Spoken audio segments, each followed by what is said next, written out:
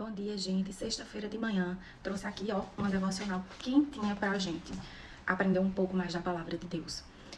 Como é que foi a semana de vocês? Vocês tiraram um tempinho pra Deus, pra orar, pra agradecer?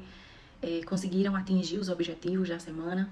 Eu acho que isso são perguntas bem importantes pra gente colocar no início da nossa semana e no fim, porque o tempo ele tem passado tão rápido que se a gente não se planeja e traça objetivos, a gente tá só vivendo e a gente precisa sim ter objetivos.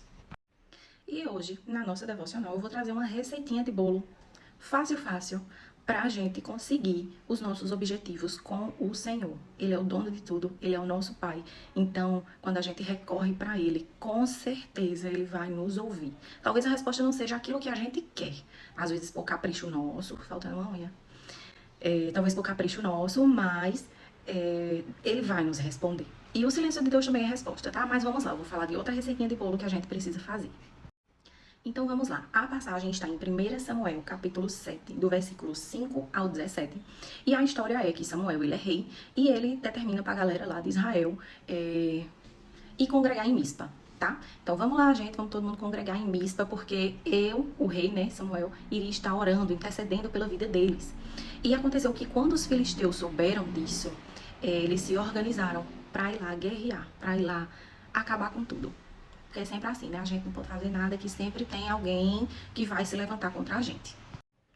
E aí Samuel fez o quê? Disse, gente, vocês ficam aqui orando, clamando, intercedendo a Deus para nos livrar dos filisteus, que eu vou lá fazer a minha parte. E o que foi que Samuel fez? Ele foi oferecer um sacrifício a Deus, clamou ao Senhor. E quando ele clamou ao Senhor, o Senhor respondeu. Olha que profundo. E o Senhor respondeu a nível de que eles nem precisaram guerrear. Enquanto eles clamavam e enquanto Samuel ofereceu o sacrifício que Deus respondeu, os filisteus no meio do caminho lá mesmo eles sucumbiram. Sabe? Isso é muito tremendo. Vou ler para vocês. No versículo 9 diz assim: Tomou, pois, Samuel um cordeiro que ainda mamava e o sacrificou em holocausto ao Senhor. Clamou Samuel ao Senhor por Israel e o Senhor lhe respondeu. No 10. Enquanto Samuel oferecia o holocausto, os filisteus chegaram à peleja contra Israel. Mas trovejou o Senhor aquele dia com grande estampido sobre os filisteus e os aterrou de tal modo que foram derrotados diante dos filhos de Israel. Ou seja, ninguém nem sequer se mexeu.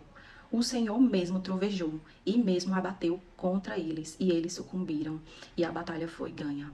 Então, enquanto o povo orava, o Senhor realizava. E para finalizar a história, depois que eles sucumbiram, né, no versículo 13 diz que os filisteus foram abatidos e nunca mais vieram ao território de Israel. Samuel edificou um altar, na verdade ele colocou uma pedra no local lá que chama Ebenezer, você já deve ter ouvido este nome. E tudo foi restituído, inclusive a paz, principalmente a paz. E no versículo 17 diz que Samuel voltava para Ramá, aonde ficava a casa dele e aonde ele edificava o altar. Então, o que eu falei são pontos que eu vou falar para você, bem traduzidozinho da nossa receita de bolo. Em primeiro ponto, fala congregai. Por quê? Quando a gente está congregando, quando a gente está em uma igreja, quando a gente tem um grupo que se une para buscar o Senhor, a gente tem força e refúgio um do outro. É aquela velha história, quando eu converso com tal pessoa, eu saio tão aliviada. Na igreja é justamente isso. Não tô falando de denominações e nem placas, nada. A gente tem que buscar, sim, um lugar em que a gente se sinta bem. E é muito importante, porque além de você estar lá oferecendo o seu tempo, saindo do conforto da sua casa para ir adorar o Senhor, você tanto adora quanto você recebe de Deus. E é bem diferente quando você tá realmente assim congregando, né? E quando a gente começa essa nossa vida com Deus, a gente começa a buscar, a gente começa a orar. E como eu falei, né, basta a gente se posicionar que coisas, pessoas, situações vão se levantar contra a gente. E porque a palavra fala, aquele que bota a mão no arado não pode olhar para trás. Porque a partir do momento que você toma uma decisão com Deus, as coisas elas vão se levantar no mundo espiritual, você pode nem ver, mas elas vão se levantar no mundo espiritual contra você. E se você desiste, você está saindo debaixo da proteção de Deus. Então você precisa continuar, porque mesmo que venham as lutas, você estando sob a proteção do Senhor, Ele vai te guardar, Ele vai te ajudar, Ele vai te livrar do mesmo jeito que Ele livrou os filisteus. E aí a gente precisa sim ter uma vida de oração. Gente, oração é tão simples. Mas eu não sei orar. Você não precisa falar palavras bonitas, você precisa conversar. Às vezes a gente abre a nossa vida para pessoas que a gente nem conhece. A gente sai falando tudo para pessoas que muitas vezes a gente acha que é de confiança e não são. Então, oração é uma conversa com Deus, sabe? Pode ser no teu pensamento, pode ser falando, pode ser verbalizando. Às vezes, quando a gente tá tão angustiada, a gente só consegue chorar e não tem problema, porque a palavra fala que o Espírito Santo, ele clama por nós com gemidos inexprimíveis. Ou seja, todas as nossas lágrimas é uma tradução de tudo aquilo que a gente tá sentindo para Deus. E a sinceridade diante de Deus, o coração sincero, é o que importa, é aquilo que o Senhor procura, sabe? São verdadeiros adoradores que o adorem em espírito e em verdade. E a nossa oração, ela é sim uma adoração, é um reconhecimento de que Ele é Deus sobre nossas vidas, de que é Ele quem vai fazer, sabe? Isso é sim uma adoração. E a palavra fala que a gente clama e o Senhor nos responderá. Isso tem vários versículos durante a Bíblia, que quando a gente clama, o Senhor, Ele nos responde. E quando Samuel edificou o altar, o Ebenezer, isso implica pra gente que a gente precisa reconhecer as coisas que Deus faz. Porque às vezes somos muito rápido em pedir e muito tardio em agradecer.